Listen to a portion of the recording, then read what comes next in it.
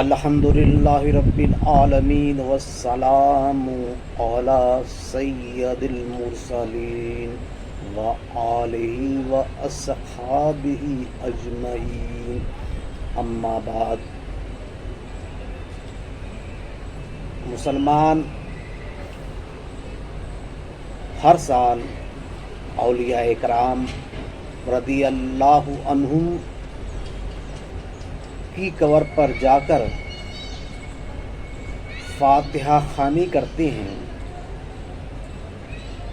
اور اس فاتحہ خوانی کو عرس کہا جاتا ہے۔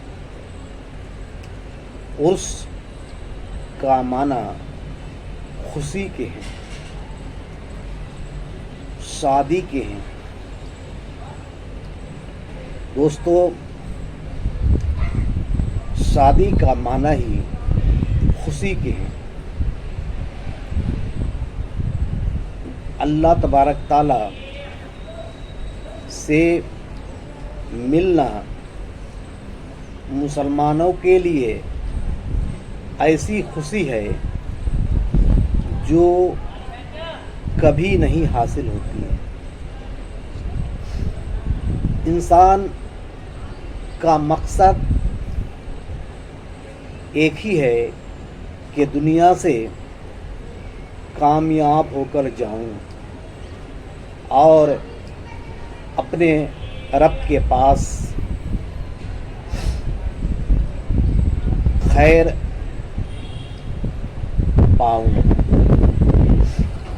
دوستو، مسلمانوں کا یہ عقیدہ ہے کہ اولیاء کرام جو اپنی پوری زندگی اللہ تبارک تعالی کی رضا کے لیے قربان کر دیے، تو ضرور اللہ تبارک تعالی ان پہ رحم فرمائے گا۔ اس لیے انہیں رحمت اللہ علیہ بھی کہا جاتا ہے۔ دوستو، مسلمان اولیاء کرام کے انتقال کے دن کو خوشی کا دن مانتے ہیں اور اس دن عرس کرتے ہیں۔ قبر پہ اجتماعی طور پہ ہر سال آنا یہ رسول اکرم صلی اللہ علیہ وسلم اور خلفائے راشدین کی سنت بھی ہے۔ رسول اکرم صلی اللہ علیہ وسلم ہر سال